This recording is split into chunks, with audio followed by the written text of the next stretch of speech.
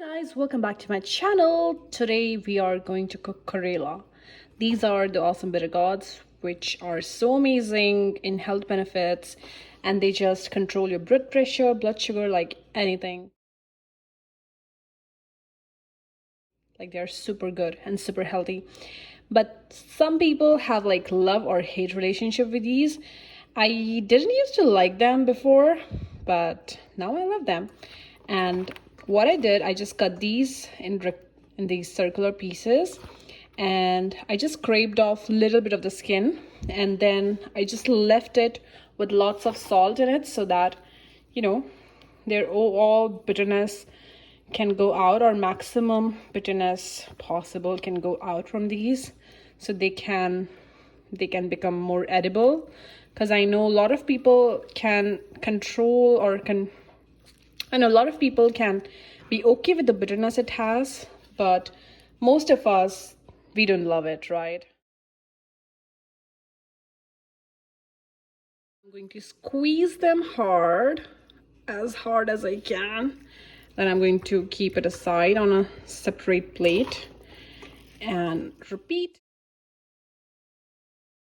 This is how the squeezed out bitter gourds look like. I have thrown the water because it was anyway not edible. It was like too salty. So this happened due to the process of osmosis. Okay, so let's go ahead and prepare our pan, which is here heating. We need loads of oil for this recipe because bitter gourds need loads of oil to be digested well. So make sure to include loads and loads of fat. I like to cook in olive oil because it's a little bit neutral taste. If you want, you can cook in mustard oil too, or sesame oil. Or if you want to go one step ahead, you can cook in ghee. My olive oil bottle, that small bottle I used to take oil from. So I'm using the main bottle, and you need a bigger pan like this, like large surface area, so that you can fry these really well. And I'm going to put later on some onions in this. So for the onions, you would need some extra oil because they need oil too. Oil is heating quite well, and I think now it's heated well enough to add some spices. I'm going to add some jeera, and these are the cumin seeds basically, so just add a little bit of it. Then I'm going to add some fennel seeds, and then I'm going to add some crushed coriander seeds with some fennel seeds and some jeera. This I made previously for some other recipe. I'm just going to add it here and let it get infused in the oil. We don't have to cook it too much. Immediately we need to put some green chilies. Let the flavor get infused in the oil as well. Don't leave it in too high flame. See, my flame is very low. And now we need to put some turmeric powder and some chili powder. Infuse it again well in the oil, and then just add your Karelas.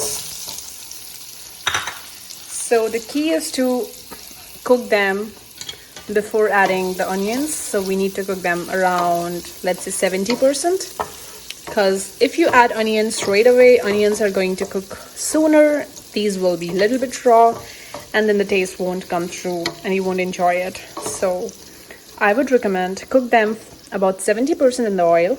Let them become a little tasty with lots of saturated fats, and then we add like sliced onions. That's the best thing. So I'm going to cook it like this, mix it well, and then I'm going to show you after some time. Don't forget to add some salt, but don't add too much because we already soaked them in salt, remember? So just add a little bit back to it. And I'm using this garlic powder for this recipe. If you want, you can also add like garlic pieces. I'm too lazy to cut them right now, so I'm just using garlic powder.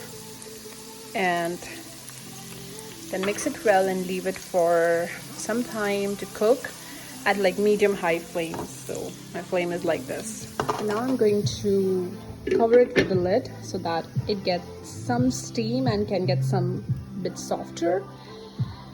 And then let's prep up our onions because we need to add loads of onion to this recipe to make it taste even better. Now I think it's been cooking for a while. Okay, let's see. Yeah, it's looking quite good now. It has been cooking for some time. It's still a bit raw. It's not thoroughly cooked. But I think now is the time we can introduce our onions because I feel it's cooking well. Yeah, I think it's nearly 70% cooked. So here are my sliced onions. I'm going to just add these to our beautiful Karelas or Bitter-gourd. So I like to slice the onions like this because they taste really good in this recipe. If you cut them like very small, I don't think you can taste onions that well. So just do it like this and mix it well and just let it cook for another, let's say, 5 to 7 minutes and check if they are done. But occasionally stir them because they have a tendency to get stick to the bottom of the pan, which you don't want. If you think they are too dry, you can add a little bit of water, sprinkle some water, and then close the lid so that you have the steam to cook them. But otherwise, you just have to be a little bit attentive to check these. So I'll show you after 5 minutes. To check my recipe. Wow, I just sprinkled some water and then I put the lid on. Oh wow, it's looking quite nice. It's cooking through well and yeah, I like it. Let it cook like this in open pan for some time and just keep on stirring it well. Check for salt at this step. If you think the salt is less, add some salt. And then we are going to prepare our jaggery or sugar, whatever you like. We can put in this recipe so that it becomes more edible and you can enjoy despite the bitterness of these bitter-gourd. This much amount of jaggery. How beautiful this is looking, right? So I'm going to just roughly chop it so that it melts well and I'm going to add it. These are my jaggery pieces. And I like to caramelize these bitter-gourds and onions a bit, so I'm just going to add these jaggery pieces to this, and this will help coat the bitter-gourds in a very nice caramel flavor. And then when you eat it with any paratha or any chapati, you would just love it because it's not going to taste that bitter.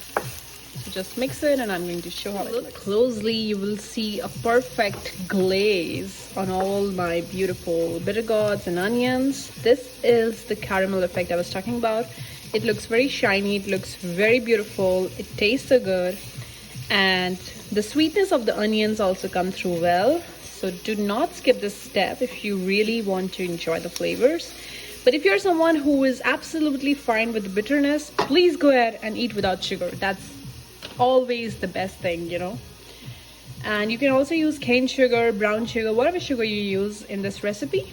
So it will really give this beautiful caramel and this glazy effect, and it will look very beautiful and taste even better. So the last thing I'm going to add is roasted sesame seeds. Some sesame seeds, some white sesame seeds, and kept it in this small jar. So I'm just going to sprinkle some so that it has this beautiful nutty flavor. And that is it. Our bitter-gourd is ready to be eaten with chapatis, naan, roti, paratha, whatever you like. You can even enjoy it with rice. You can just mix some rice with this recipe and enjoy it. It will taste really good. So this is how it looks. Almost done. I'm going to squeeze in some lemon on this because I think the lemon would just add that tanginess and would balance the sweetness and would actually cut off the bitterness of the bitter gourd. Just squeeze in half a lemon to this recipe, or even more if you like it more. So this will taste even better. And I think it's done. I don't like to overcook it, so I'm stopping here. If you want a little bit more crispy, you can cook it more. And see how beautiful this is looking. So I hope you like this recipe. Do try it for yourselves and let me know in the comment box below if you like it. This is the very simple bitter gourd recipe you can make and really enjoy. And even you can serve to your kids and they would love it. So I hope you like this recipe. Thank you so much for being here. Bye bye and take care.